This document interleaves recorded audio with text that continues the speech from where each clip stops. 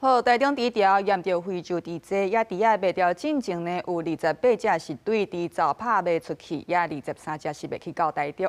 这即满呢是已经拢卖完，有一寡肉片是袂去到高雄，加在是也袂纳入去市场内底。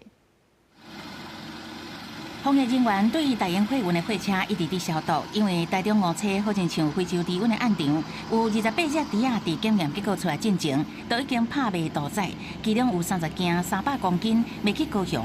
第23下晡，互市政府伫转运站杀落来，肉全部销毁，货车嘛爱彻底消毒，进行货物清点以及相关的这个封存清销的工作，确认这批货。 是没有流入我们高雄市的市面。也有部分肉卖入来新北688公斤，已经卖468公斤，其他卫生局要求停卖。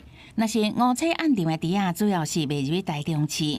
卫生局有清查卖入来的23只，有13只卖予零售肉店，已经全部卖予散客。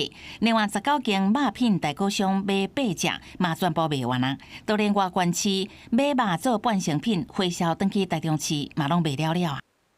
卖回台中市有4家卖过来的半成品了，目前我们查到也都全部都售完了。农业部讲，一旦进入拍卖场屠宰的猪仔，拢有特位管控，无问题再放入来。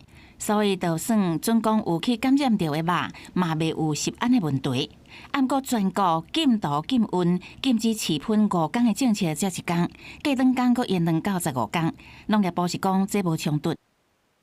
5天跟15天其实是不冲突，是一连串的过程。我们依照实际的状况，我们依照我们实际找到的我们的整体的研判来决定要怎么做。